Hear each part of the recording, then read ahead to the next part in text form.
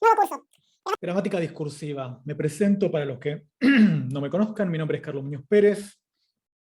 Soy lingüista, gramático, sintaxista y otros istas. Y voy a ser su profesor de este curso de gramática discursiva.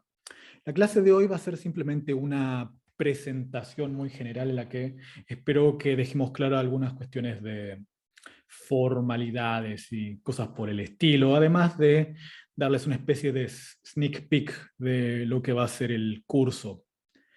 Bien, comencemos entonces. Formalidades. Bien, quienes hayan cursado ya gramática oracional conmigo van a estar familiarizados con la modalidad que decidí aplicar en este curso, básicamente lo mismo que tuvieron en gramática oracional. Vamos a tener dos tipos de clases semanales, un encuentro sincrónico y un encuentro asincrónico. ¿Bien? Y esto va a ser todas las semanas, cada uno de ellos de 1 hora como máximo de duración. En las clases asincrónicas, o sea, clases grabadas, yo básicamente voy a presentar un tema a nivel teórico. En esa clase asincrónica, por si no me están siguiendo, estoy acá, en este punto.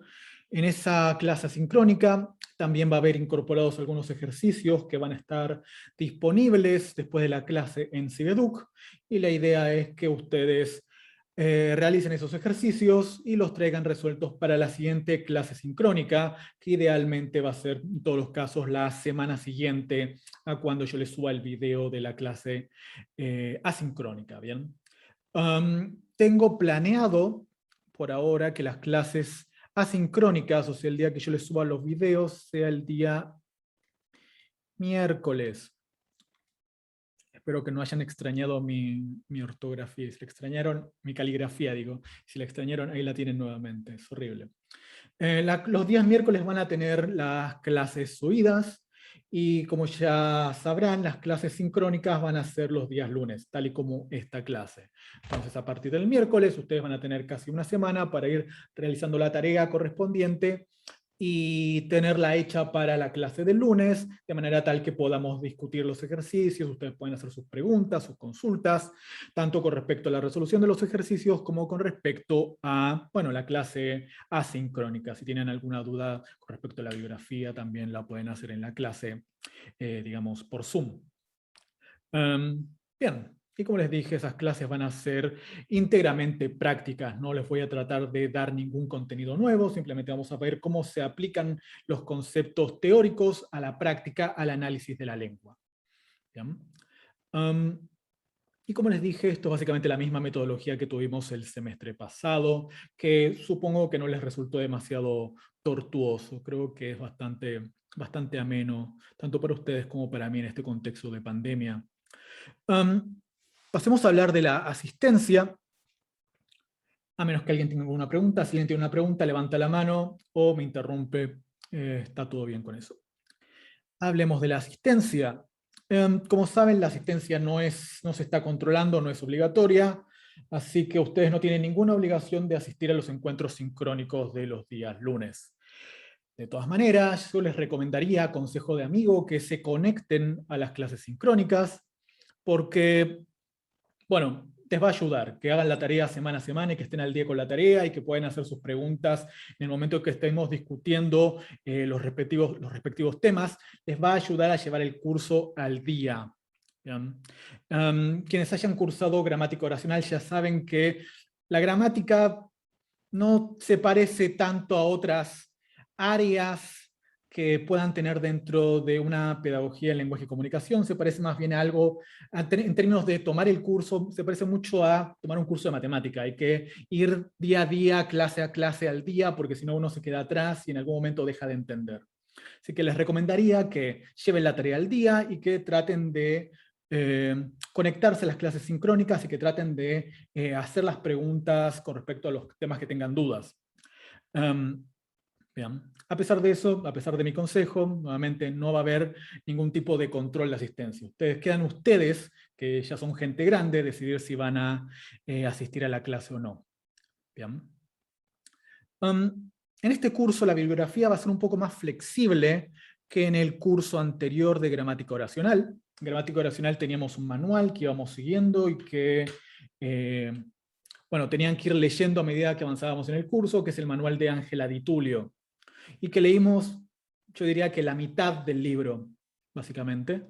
En este curso no vamos a tener una bibliografía tan, digamos, uniforme, básicamente porque la bibliografía que hay en español para los temas que vamos a estar discutiendo no me deja demasiado feliz.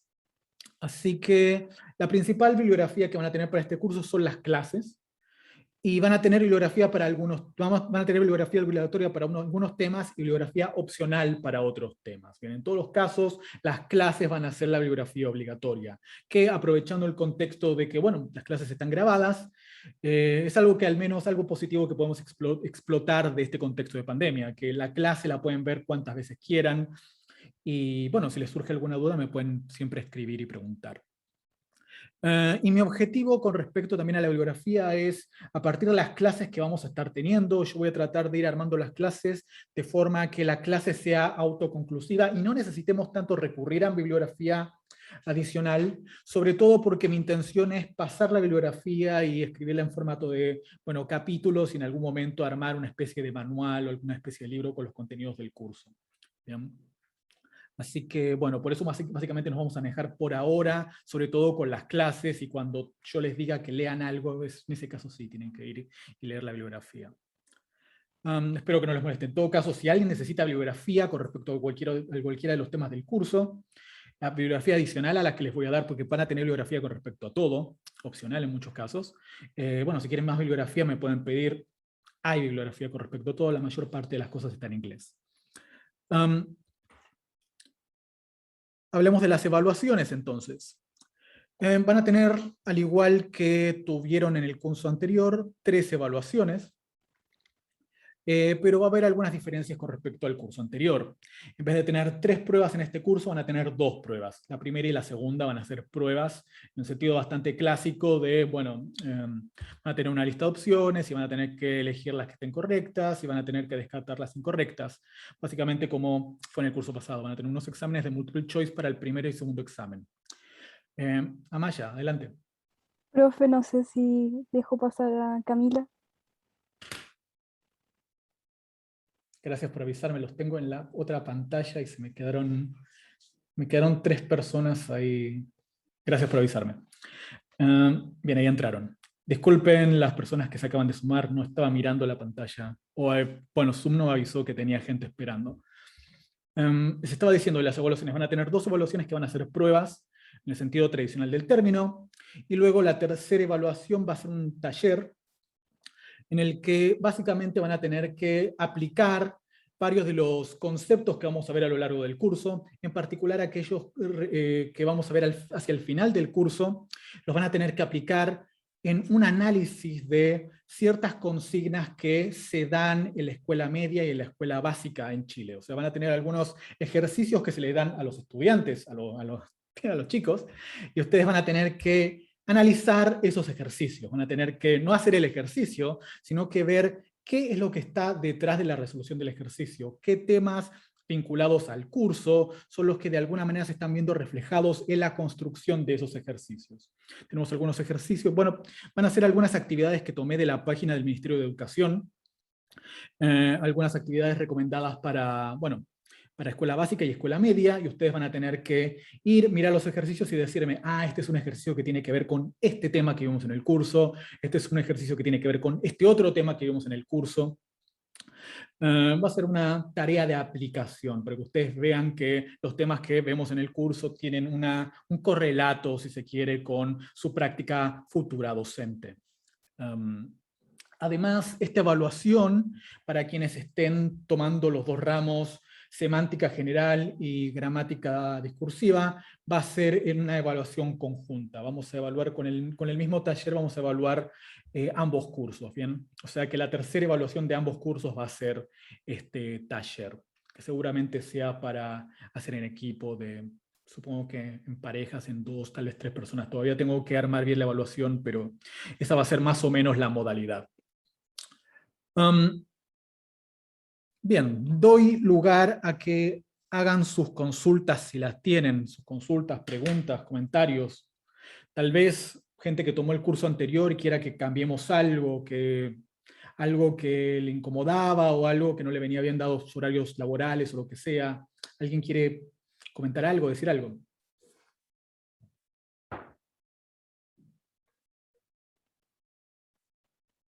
Voy a asumir su silencio como que les parece que está todo bien. Si no, siempre pueden escribirme, contactarme por mail. Al final de la clase van a tener mi mail. Profesor, Sí, Ámbar.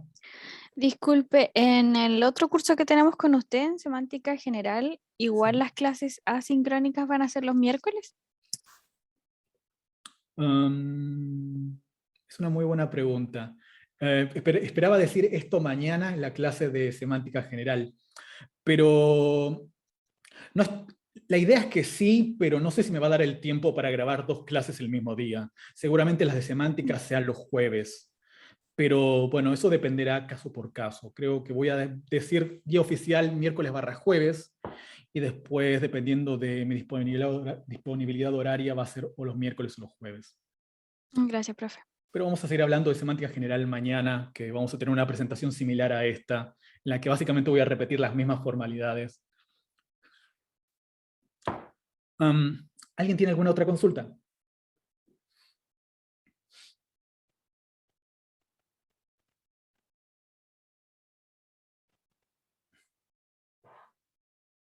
Bien, si no hay preguntas, yo diría que podríamos avanzar al siguiente punto, que es, bueno, discutir un poco qué es lo que vamos a estar viendo en este curso. Término gramática discursiva.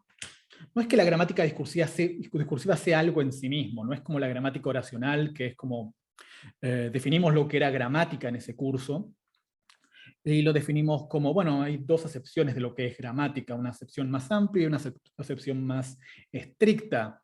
Básicamente la gramática es sintaxis más morfología, y si queremos ser más amplios es sintaxis más morfología más fonología. Dejamos bien definido que eso es la gramática, eso es lo que se entiende por gramática a nivel general. Entonces, ¿qué quiere decir esto de gramática discursiva? ¿Qué es este nuevo término que se nos introduce en este curso? Bueno, no es tanto un área distinta a la gramática, sino más bien ver cómo ciertos aspectos de la lengua, ciertas cuestiones de la lengua pueden influenciar y determinar el funcionamiento de la gramática. Y este es un funcionamiento, estos son ciertos factores que van a determinar el funcionamiento de la gramática que vienen dados desde afuera de la gramática. ¿Bien? Básicamente, vamos a ver que hay operaciones, mecanismos gramaticales que van a estar circunscriptos de acuerdo a la determinada situación comunicativa en la cual nosotros utilicemos un determinado enunciado. O sea, si nosotros decimos algo en un cierto lugar, en un cierto contexto, queriendo decir algo en particular, tal vez la forma gramatical que utilicemos en esa oración va a ser distinta dependiendo de, bueno, con quién estemos hablando, qué estemos diciendo, qué hayamos dicho antes. Bien. Y cuál sea en general todo el discurso en general que estamos emitiendo. Vamos a ver que hay muchas propiedades que son ajenas a la gramática, son más propias de, digamos, el uso de la lengua y no tanto de los mecanismos gramaticales que van a determinar cómo funciona la gramática, cuáles son los productos de la gramática, de las operaciones gramaticales, de los mecanismos gramaticales. En este sentido, vamos a ver que el discurso contribuye a determinar las propiedades formales de las oraciones. Vimos en el curso anterior que, bueno, no lo voy a tomar por dado, pero es básicamente lo que discutí, lo que deberían conocer en este punto, dado que la mayor parte de ustedes tomó el curso de gramática oracional. Vimos que muchas propiedades de las oraciones están determinadas por cuestiones gramaticales. O sea, por ejemplo, vimos que determinados sintagmas nominales aparecen encabezados por una A dependiendo de la función sintáctica de este nominal. Si el nominal funciona como objeto directo, como complemento directo, ese nominal puede ir encabezado de una A si ese nominal refiere a una entidad humana, por ejemplo. Pero si ese nominal funciona como sujeto, entonces esa A no va a aparecer. Son propiedades formales, propiedades de las formas gramaticales que se dan justamente dentro del propio dominio gramatical. Son reglas de la gramática. Punto. Pero vamos a ver que hay reglas externas a la gramática que van a también determinar cómo funciona la lengua y cómo funcionan las propiedades gramaticales, las propiedades dentro de la oración. ¿Bien? O sea, no es solamente que las reglas gramaticales determinan la forma de la oración, hay reglas extragramaticales que también determinan cómo funcionan las reglas gramaticales. Vamos a estar discutiendo eso. Y vamos a ver también que hay mecanismos gramaticales que tienen una función que excede a lo que vimos en el curso pasado, que era la unidad máxima de la gramática, que es la oración. Hay cosas que aparecen gramaticalmente en nuestras oraciones, pero no aparecen para que la oración esté bien formada o mal formada, sino que aparecen para que nuestra oración calce mejor en el contexto en el cual nosotros estamos usando esa oración. ¿Bien? Son cosas que aparecen en la oración para conectarla mejor al discurso precedente, conectarla mejor con respecto a una conversación que podamos estar teniendo, conectarla mejor con el resto de las oraciones que corresponden a, por ejemplo, que puede ser un texto. ¿Bien? Hay propiedades gramaticales que nos ayudan en definitiva a construir mensajes coherentes. Mensajes, cuando digo mensajes me refiero a un grupo de oraciones, por ejemplo un párrafo, algo mayor a la oración, que sin embargo están estos grupos de oraciones interconectadas entre sí justamente por mecanismos gramaticales. ¿Bien? Son básicamente los dos grandes temas que vamos a estar discutiendo en el curso, y eso es a lo que refiere la idea de gramática discursiva, que hay una interacción entre el discurso, en un sentido amplio, la situación discursiva, y la gramática, que, bueno, en esa interacción hay propiedades no triviales de la lengua. En este curso vamos a estar discutiendo tres cosas, y vamos a tener tres unidades, básicamente.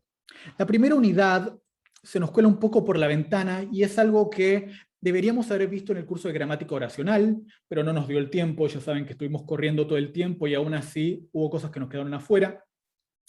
Vamos a estar discutiendo el tema de subordinación clausal y vamos a estar introduciendo una noción muy importante que es la noción de cláusula. ¿Bien? Para esta discusión voy a tratar de mantener voy a tratar de asumir la menor cantidad de conocimientos del curso de gramática oracional.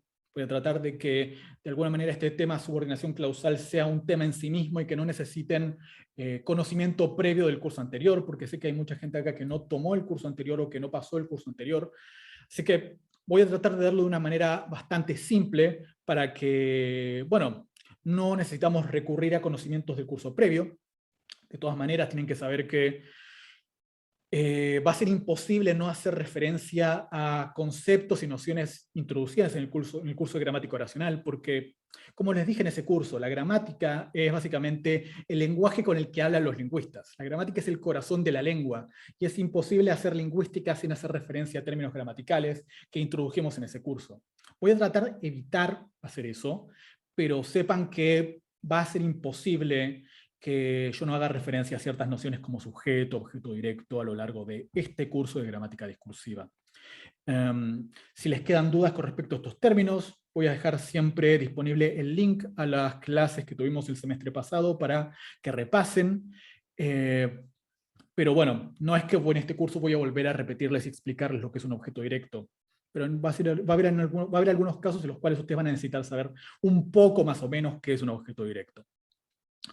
Bien, vamos a estar viendo el tema de subordinación clausal. Ahora vamos a ver un par de ejemplos de qué es esto. Vamos a estar introduciendo esta noción de cláusula y su relación con la oración. Básicamente, tanto oración como cláusula son unidades de análisis gramatical, unidades de análisis sintáctico, que son muy parecidas, pero nos van a permitir entender, la distinción entre ellas nos va a permitir entender una amplia gama de fenómenos. Bien. Fenómenos que no se circunscriben a este fenómeno de la subordinación clausal, sino a otros fenómenos que, bueno, vamos a estar viendo a lo largo del curso. De alguna manera, a lo largo de todo el curso vamos a estar discutiendo de cláusulas, de cómo se interconectan cláusulas.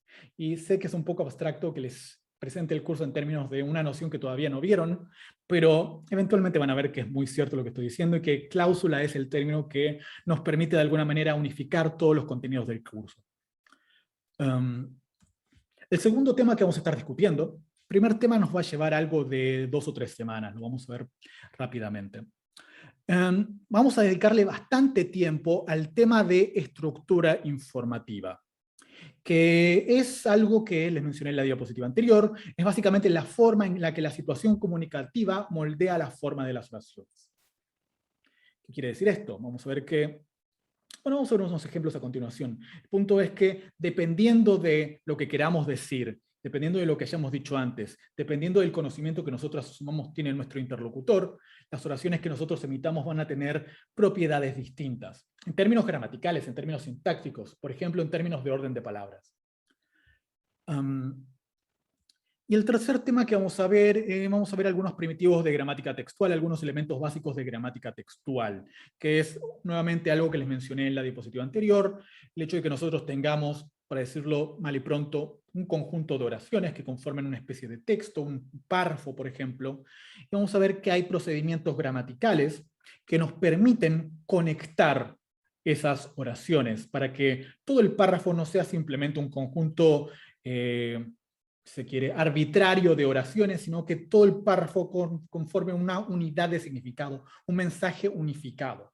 ¿Bien? O sea, hay aspectos de la gramática que sirven como para que la oración forme una unidad mayor junto con otras oraciones. Y eso obviamente excede al estudio tradicional de la gramática que tomaba la oración como unidad máxima. Vamos a ver que cuando hablamos de gramática textual hablamos de unidades mayores a la oración. Por ahora eso es lo que me interesa que sepan, eso es lo que vamos a estar discutiendo. Tienen ya disponible en Cibeduc un cronograma tentativo de los temas que vamos a discutir en cada clase, y dicho sea de paso, también tienen ahí las fechas de las evaluaciones. Por ahora a nivel tentativo, pueden cambiar. Veamos un poco en detalle qué fue lo que estuvimos discutiendo hasta acá, que estos tres temas que les acabo de mencionar, qué son exactamente. Empecemos con el tema de la cláusula y con el tema de la subordinación clausal, que es algo que fue imposible no mencionar de alguna manera en el curso de gramática oracional, porque es una propiedad gramatical muy básica o muy importante, por decirlo de alguna manera. En el curso de gramática oracional, y si no hicieron el curso de gramática oracional, sabrán de la vida que una unidad lingüística como la que tienen en 1 es una oración. Entonces yo digo, Cosmo dijo eso, o sea, todo esto es una oración que acá yo etiqueté como oración 1. Bien. Y en el curso de gramática oracional y en un curso de gramática estándar, nosotros lo que aprendemos es cómo analizar la oración. Y podemos decir que Cosmo es el sujeto, dijo es el verbo, eso es el objeto directo, etc. Bien. Algo en lo que no nos extendimos en el curso de gramática oracional fue en una propiedad bastante interesante que exhiben las lenguas humanas, que es esta unidad mayor de la sintaxis, esta unidad mayor de la gramática, que es la oración. Nosotros podemos ponerla adentro de otra oración. Así, si tenemos una oración como la de 1, Cosmo dijo eso, podemos construir una oración, si se quiere, un poco más compleja, como la oración de 2, donde pongo toda esta oración adentro de otra oración, y puedo construir algo como 2. Eliana creyó que Cosmo dijo eso, donde, como pueden ver, tienen la oración 1, que está adentro de todo esto que es la oración 2. Bien. Esto es algo que se llama subordinación. Podemos subordinar una oración a otra. Bien. Y esto es bastante interesante porque es una propiedad que exhibe las lenguas naturales de forma bastante irrestricta. Podemos subordinar oraciones a piacere, básicamente. De la misma manera en que vimos que dentro de un sintagma nominal podía haber un sintagma preposicional, que tenía dentro otro sintagma nominal, que tenía dentro otro sintagma preposicional, y así sucesivamente. Lo mismo podemos hacer con oraciones. Y esto es lo que pretende mostrar el ejemplo de 3, donde tenemos Gerardo piensa que Eliana creyó que Cosmo dijo eso. Una oración un poco complicada de leer, pero en definitiva bien formada. Gerardo piensa que Eliana creyó que Cosmo dijo eso. Donde tenemos la oración 1 del ejemplo 1, Cosmo dijo eso, adentro de la oración 2, que era Eliana creyó que Cosmo dijo eso, y toda esta oración 2 también está dentro de una oración más grande, que es Gerardo piensa que Eliana creyó que Cosmo dijo eso. Una oración adentro de otra, como les dije en el curso anterior, como esas muñecas rusas que aparecen en las películas, y yo nunca vi una, de hecho. Vamos a ver que esto puede funcionar de distintas maneras, vamos a ver cuáles son los contextos de aparición de estas oraciones subordinadas, vamos a ver qué funciones pueden tener dentro de la oración. No lo vamos a estar discutiendo tanto en términos de funciones sintácticas, aunque ustedes van a ser capaces de reconocer cuáles son las funciones sintácticas de las oraciones subordinadas. De hecho, estoy bastante seguro que son capaces de identificar cuál es la función sintáctica de esto, o cuál es la función sintáctica de todo esto. Pero en este curso no vamos a preocuparnos tanto por eso, voy a darlo por dado, algo que ya discutimos en gramática oracional. Simplemente vamos a discutir propiedades más generales de la subordinación. Bien. ¿Alguien quiere hacer un comentario, alguna pregunta con respecto a esto?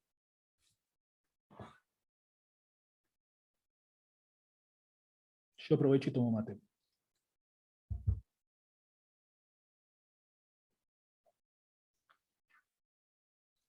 Bien, ese es el tema 1. Lo primero que vamos a ver, subordinación. Pasemos al tema de la estructura informativa. Y en cualquier curso de gramática, y nosotros vimos este tipo de cosas, vamos a encontrar contrastes como el que tienen en 4, donde ustedes saben que en español ustedes pueden decir algo como Eliana compró una ensalada. Eso es una oración gramatical, está bien formada, de acuerdo a las reglas gramaticales del español. Sin embargo, Eliana compraron una ensalada bueno, está mal formado. Básicamente no hay concordancia entre el sujeto y la flexión verbal. Bien, o sea, 4b es una oración mala del español, mal formada, nadie dice eso. Bien. Podemos tener otros contrastes como los que tienen en 5, A y B. El clítico acusativo la puede aparecer con respecto a, en este caso, una perifrasis verbal, tanto pegada al infinitivo comprar en este caso, y podemos tener voy a comprarla, como antecediendo a el auxiliar voy. También podemos decir la voy a comprar. Ambas son cosas que podemos decir en español. Voy a comprarla, la voy a comprar. Es una alternancia bastante libre que tenemos. Podemos decir ambas cosas y ambas están bien. Sin embargo, en otros contextos no tenemos la posibilidad de tener esta alternancia. Bien, por ejemplo, si damos una orden, si tenemos una oración de tipo imperativo, podemos tener el clítico acusativo pegado al infinitivo y podemos decir ve a comprarla. Sin embargo, la posibilidad de poner el clítico a la izquierda del auxiliar desaparece. Y no podemos utilizar como si fuera una orden, la ve a comprar. Porque bueno, nadie dice eso. Todos tienen, supongo, la intuición de que eso está mal formado. Eso no es una oración bien formada del español. La ve a comprar. Bien, o sea que tenemos una diferencia entre una oración de tipo declarativo, una oración común y corriente, y una oración imperativa. El hecho de que la declarativa nos permite poner el clítico adelante del auxiliar, la oración imperativa no nos permite hacer eso. Y en todos estos casos lo que tenemos son contrastes de gramaticalidad dados dentro de la gramática. Son reglas gramaticales las que nos permiten explicar esto. O sea, es una propiedad gramatical del español que tenga que haber concordancia sujeto y verbo, y eso nos explica por qué 4b está mal.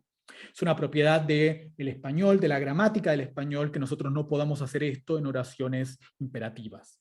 ¿Bien?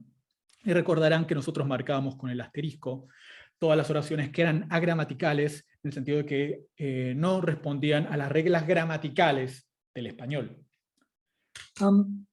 Ahora bien, lo interesante acá es que la gramaticalidad no es el único tipo de inaceptabilidad que podemos encontrar con respecto a una oración. O sea, vamos a ver que en algunos casos una oración está mal, no porque esté mal construida a partir de reglas gramaticales, sino que está mal porque la estamos usando en el caso inadecuado, en el contexto inadecuado. Básicamente esa oración no calza en el contexto, no calza en la situación.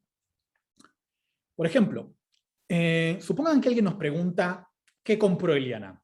Un hablante A, vamos a tener estos diálogos muy seguido en este curso. Supongamos que una persona A, esto es como una especie de diálogo en una especie de obra teatral, A nos pregunta ¿qué compró Eliana? Y nosotros somos el hablante B, y nosotros respondemos Eliana compró la ensalada. ¿Qué compró Eliana? Eliana compró la ensalada. Notarán que la respuesta de B es adecuada a la pregunta de A. Si alguien nos pregunta ¿qué compró Eliana?, nosotros podemos responder Eliana compró la ensalada. Sin embargo, hay un conjunto de oraciones que expresan básicamente el mismo significado que esto, y que sin embargo no pueden responder a la pregunta de A. O sea, si A nos pregunta ¿qué compró Eliana?, nosotros no podemos responder fue Eliana quien compró la ensalada. Prueben. Supongan que alguien les pregunta, ¿qué compró Eliana? Y ustedes responden, fue Eliana quien compró la ensalada. suena raro responder con este tipo de estructura a este tipo de pregunta. Les doy un segundo para que noten la rareza de esto. ¿Qué compró Eliana? Fue Eliana quien compró la ensalada. Es raro responder así a esta pregunta. Y noten que la oración fue Eliana quien compró la ensalada, no tiene ningún problema de tipo gramatical. O sea, que tenemos concordancia, sujeto-verbo, que esto está bien formado, está bien construido. Sin embargo, esa oración no encaja en el contexto, no sirve como una respuesta a la pregunta de a pesar de que la información que expresa es equivalente a la información de esta otra oración. Ambas oraciones expresan el hecho de que Eliana compró la ensalada. Sin embargo, esta manera de expresar esa información no encaja con la pregunta. Si la pregunta fuera distinta, por ejemplo, si alguien nos preguntara ¿quién compró la ensalada?, ahí la cosa cambia. Si alguien nos preguntara quién compró la ensalada, nosotros podemos responder Eliana compró la ensalada. En este caso, hay que hacer un poquito de énfasis sobre la palabra Eliana. Esto lo vamos a discutir en detalle más tarde en el curso, pero noten que hay un contraste entre preguntar ¿qué compró Eliana? Eliana compró la ensalada, versus ¿quién compró la ensalada? Eliana compró la ensalada. Notarán que en el segundo caso necesito hacer una especie de énfasis, la palabra más adecuada para explicarlo en términos sencillos, énfasis sobre la palabra Eliana, sobre el nombre Eliana. Y crucialmente, si alguien nos pregunta quién compró la ensalada, yo sí puedo decir, fue Eliana quien compró la ensalada. ¿Bien? Espero que noten el contraste, que si nos hacen esta pregunta, yo puedo responder esto.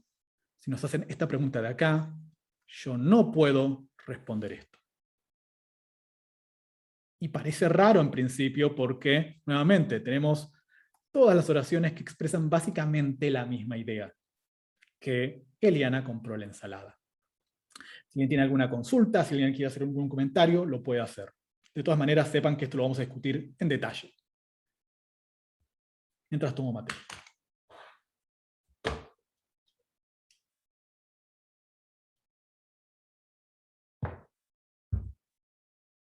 Tienen tiempo para pensar.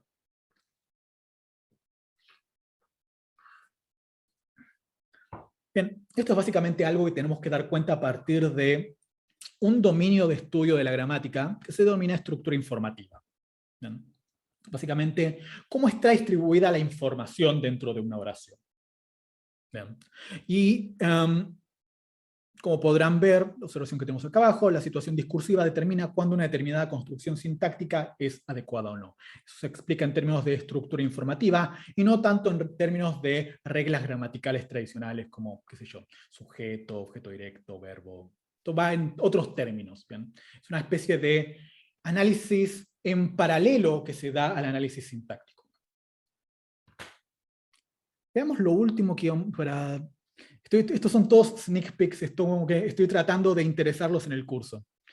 No sé hasta qué punto esto pueda... ¿A quién le puede importar? En fin, no importa. Sigamos con temas del curso. El tercer tema, gramática textual. Como yo les dije, hay ciertos recursos que tiene la lengua para conectar las oraciones. ¿Bien? Nosotros cuando hablamos, no hablamos en... Tengo una persona esperando afuera.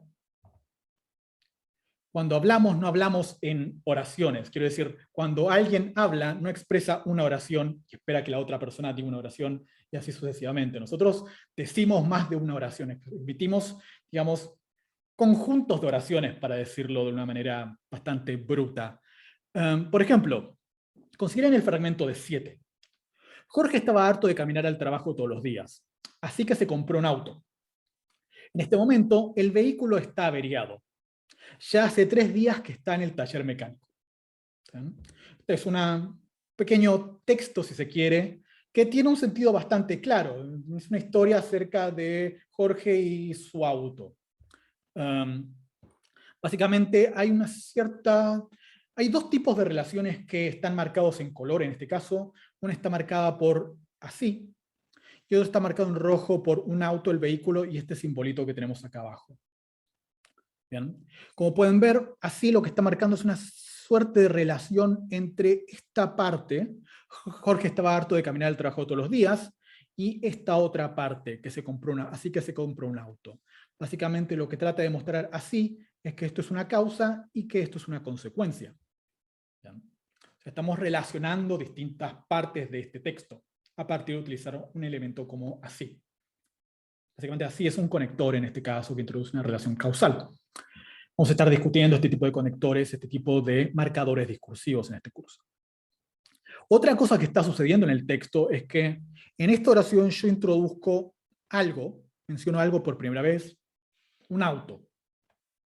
Y después vuelvo a hablar de este auto sin mencionar la palabra auto. Yo digo que se compró un auto. En este momento el vehículo está averiado. Y como notarán, cuando yo digo el vehículo, de lo que estoy hablando es del auto que se compró Jorge. Sin embargo, no estoy utilizando la palabra auto. Yo puedo referir al auto sin usar la palabra auto. Vamos a estar discutiendo eso. Y en la última oración, ya hace 3 días que está en el taller mecánico, tenemos el verbo estar, que tiene un sujeto nulo, un sujeto tácito, un sujeto desinencial. Esos son 3 términos que son sinónimos en teoría gramatical. Básicamente sabemos que está tiene un sujeto tercera persona singular, y nosotros podemos recuperar el referente de ese sujeto, podemos recuperar que ese sujeto es el auto que se nos mencionó previamente. ¿Cómo hacemos eso? ¿Cómo sabemos que estamos hablando del auto y que no estamos hablando de Jorge? Vamos a estar discutiendo eso. Ah, bueno, pensé que quería que responda. ¿Podés responder también? Ah, es que por lo menos el auto ya se mencionó muchas veces, en cambio Jorge fue solo al inicio. Entonces, lo más cercano que podría tener sentido es el auto, después se mencionó el vehículo, y como dice el taller mecánico, o sea, sería como raro que Jorge esté ahí a no ser que esté trabajando, pero tampoco da a entender eso. Bien, lo primero que dijiste está muy en lo correcto. Es como que hay una serie de dominios dentro de este textito donde estamos hablando de una cosa, luego hablamos de otra cosa. Bien, porque en la primera oración estamos hablando de Jorge, después pasamos a hablar del auto. Eso es exactamente lo que impide de alguna manera que nosotros hagamos referencia a Jorge en este punto con este sujeto tácito. Porque en este punto que usamos este sujeto tácito, el tema en conversación es el auto. Vamos a discutir eso. Efectivamente, por ese lado va. Muy bien.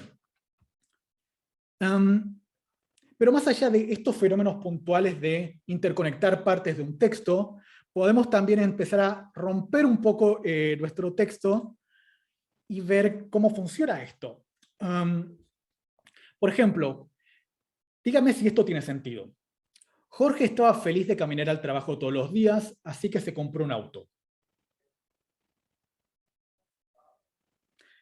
¿Es una relación de causa-consecuencia apropiada la que estamos marcando en este caso? No. Valentina me tiró un no, y está lo correcto, eso está mal. O sea, no es que esté mal, pero en mucho sentido, o sea, uno se queda pensando, si estaba contento de caminar a la escuela, al trabajo todos los días, ¿por qué se compró el auto? O sea, esto es menos claro que lo anterior. El término que vamos a introducir eventualmente es que esto es menos coherente que lo anterior. O sea, que vamos a ver que las propiedades del significado de cada una de las oraciones que tenemos acá es relevante para la construcción del significado de todo el texto en su conjunto. De alguna manera, el significado de todo el texto, de todo este bodoque que tenemos acá en 8, va a depender de cada uno de los significados de cada una de las oraciones. En este caso, cambiamos una palabra, cambió el significado de esa oración, y nos volvió toda esta parte que tenemos acá, desde Jorge hasta un auto, como algo un poco, digamos, que no tiene mucho sentido, que no nos cierra, es raro. Otra cosa que estamos haciendo acá es, en vez de decir el vehículo, como hacemos en el ejemplo de 7, decimos el auto. Notarán que esto se puede decir. Por ejemplo, bla, bla, bla, así que se compró un auto, en este momento el auto está averiado, ya hace 3 días que está en el taller mecánico. Notarán que estamos usando acá la palabra auto, y esto sigue refiriendo a la primera mención del auto, el auto que se compró Jorge. ¿Bien? Esa parte de la oración sigue conectando bien. Pero si nosotros hacemos un cambio más, y en vez de tener el vehículo o el auto, decimos un vehículo, La cosa se rompe completamente. Así que si yo digo, Jorge estaba harto de caminar al trabajo todos los días, así que se compró un auto. En este momento, un vehículo está averiado. Ya hace 3 días que está en el taller mecánico. Cuando yo digo un vehículo, ¿estoy hablando del auto? Pregunta que dejo en el aire.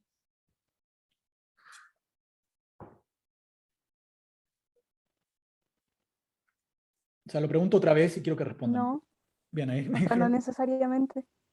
No necesariamente. Así que si yo te... Pensémoslo así. ¿Puede ser que el vehículo que está averiado en este caso sea el auto que mencionamos previamente? ¿Podemos tener esa interpretación o es muy difícil obtenerla? Puede ser, pero tendría que haber Forzadito. elegido otro. O sea, no un, sino él. Exacto. Noten que una palabrita, un determinante, un artículo, es lo que nos permite, de alguna manera, volver a hacer referencia a cosas que mencionamos antes. Una palabrita, un artículo. Y noten lo importante que es esto en el sentido global del texto. Cambiamos una palabra y ya parece que este texto habla de 2 cosas distintas. Parece que estamos acá hablando de una cosa, y en esta segunda parte estamos hablando de un auto totalmente distinto, de un vehículo totalmente distinto. Por una palabrita. Por la distinción entre un artículo definido y un artículo indefinido. Bien, vamos a estar discutiendo en este curso el rol de las frases nominales definidas en este proceso de retomar cosas mencionadas previamente que se denomina anáfora. Y vamos a estar discutiendo también la semántica de los artículos definidos e indefinidos, pero eso va a ser en el otro curso en semántica general. Vamos a estar discutiendo, abordando el problema de la definitud e indefinitud desde 2 cursos distintos. Y estos son el tipo de cosas que vamos a discutir en la última parte del curso. Estos son temas que tienen que ver con cohesión y coherencia. Bien. El fragmento de 9 ni siquiera parece formar una unidad de sentido. No, el fragmento 9 parece ser 2 cosas totalmente distintas que no pegan. En fin, ese es mi sneak peek del curso. Y es todo lo que les quiero contar por ahora. Esto es básicamente lo que vamos a estar discutiendo en líneas generales. Este tipo de fenómenos. ¿Bien? No vamos a discutir teorías tanto en este curso, sino vamos a discutir cómo abordar este tipo de fenómenos, cómo entenderlo en términos generales. Va a haber algunas cuestiones de carácter teórico que vamos a estar introduciendo, cómo entender en términos teóricos algunas de las nociones intervinientes en estos fenómenos, pero va a ser un curso de fenómenos empíricos que se dan en la lengua española. Seguramente tengamos ejemplos de otras lenguas también. Vamos a meter unos ejemplos de japonés, si a alguien le gusta leer y escuchar japonés. ¿Hay alguna pregunta? ¿Comentarios? ¿Preguntas con respecto a cuestiones formales del curso o lo que sea?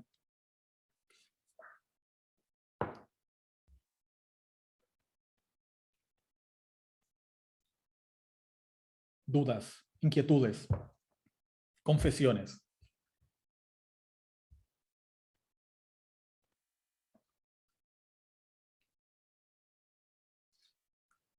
Bien, si no hay dudas ahora, pero surgen en algún momento, ya saben que este es mi correo. Y algo que me olvidé que le quería mencionar al principio, me olvidé completamente, igual lo tienen bien explicado en Cieduca ahora, pero ya que tenemos algo de tiempo todavía, con respecto a las evaluaciones, vamos a introducir desde ahora una cierta política para las pruebas sustitutivas. Supongo que este es un tema que les interesa. Vamos a hacer lo siguiente con las pruebas sustitutivas. Todas las pruebas sustitutivas que van a ver en este curso son pruebas orales. Esa es como mi política.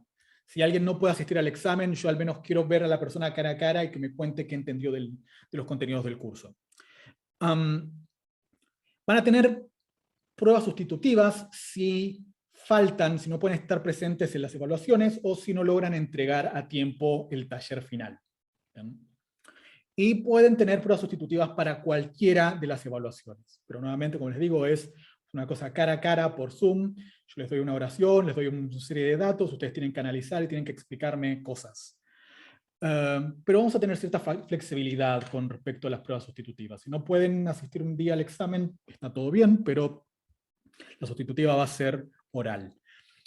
Y la van a tener generalmente una semana después, o más o menos una semana después de la fecha original de entrega o de la fecha original del examen. Eso con respecto a las pruebas sustitutivas cuando tengan algún tipo de ausencia o cuando no entreguen algo en el tiempo adecuado. Por otra parte, también vamos a tener pruebas sustitutivas en caso de que alguien no llegue al promedio 4 al final del curso, que fue algo que sucedió la última vez, y me gustaría esclarecer cuáles van a ser mis reglas para darles la posibilidad de tener una prueba sustitutiva. Lo que vamos a hacer es, de las 3 notas que ustedes tengan, cuyo promedio no les permite llegar a 4, vamos a tomar la nota más baja. Yo les voy a dar la posibilidad de que hagan una prueba sustitutiva con respecto a esa prueba, que nuevamente va a ser una prueba oral vía Zoom. Y lo que vamos a hacer, por ejemplo, si supongan que sus notas son algo así como 3, 3,5, qué sé yo, 3,7. En ese caso vamos a tomar la nota 3, que es la nota más baja que tengan. Lo que vamos a hacer es tomar esta nota y promediarla con la nota de la prueba sustitutiva que yo les voy a tomar. O sea, vamos a promediar 3, supongo que se sacan un 7 en la prueba sustitutiva. Son genios, aprendieron todo y logran demostrarme vía Zoom que se aprendieron todos los contenidos de esta unidad del curso. Yo voy a promediar estas 2 notas, 3 y 7, y eso les va a dar un 5 de promedio, con lo que su nota ahora correspondiente a la primera prueba va a ser un 5, y si no me fallan los cálculos, eso debería ser suficiente como para que pasen el curso. El promedio de 5, 3,5 y 3,7 debería ser más de 4, me parece. Si alguien está haciendo la matemática, dígame si esto no cierra, pero creo que cierra. Y eso va a ser básicamente la metodología que vamos a seguir para pruebas sustitutivas si no llegan a tener el promedio adecuado. Va a haber algún caso en el cual alguien quiera dar prueba sustitutiva con este tipo de notas. Espero que no, espero que tengan mejores notas, pero como notarán, estas notas no alcanzan para probar de ninguna manera. O sea, por más que a partir de este 1 yo les dé la posibilidad de que se saquen un 7 en la prueba sustitutiva, esto les va a dar de promedio 4 acá. Y con esas notas no pueden tener promedio 4. En el caso de que sus notas originales con las que lleguen al final del semestre sean 1, 2 y 2, no va a haber prueba sustitutiva porque de ninguna manera, aunque se saquen un 7 en la prueba sustitutiva que yo les dé, no llegan a pasar el curso de todas maneras. Así que en este caso no va a haber prueba sustitutiva directamente. De todas maneras, esto lo detallé en Cibeduc, ya lo tienen ahí en la presentación del curso. Por si alguien no ve este video, que deberían verlo porque es la presentación del curso, pero lo tienen explicado ahí. Preguntas con respecto a esto, o con respecto a alguna de las cosas que dije antes.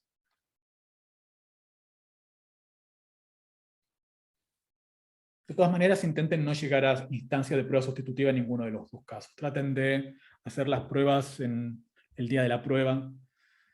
Porque yo les garantizo que si no saben algo para la prueba, no es que lo van a aprender milagrosamente en una semana y que van a demostrarme vía Zoom que se aprendieron todo. O sea, lo mejor es que estudien para la prueba en su versión Profe, original. Sí. tengo una duda, ya, si por ejemplo tengo, no sé, no pude asistir a la prueba una vez, ya la otra semana tengo la prueba sustitutiva si es que tengo alguna justificación, pero si me Por pasa, supuesto. no sé, lo mismo la segunda prueba, ahí no se puede hacer, es solamente una vez, ¿cierto?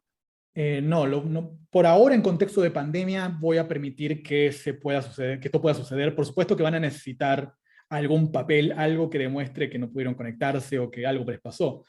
Pero nuevamente, si esto sucede, ustedes van a tener que hacer 2 pruebas vía Zoom, y les puedo asegurar que es más fácil hacer un multiple choice, donde tienen tiempo para pensar, para razonar todo, que, bueno, cara a cara con el profesor.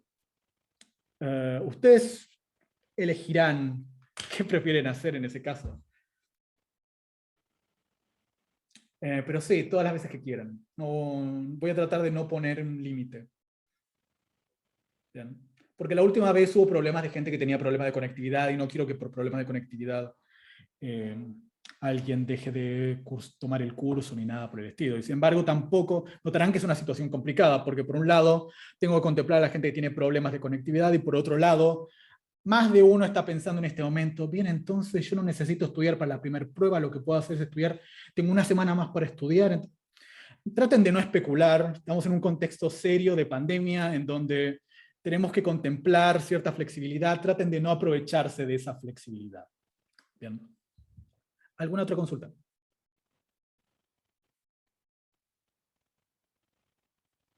Bien.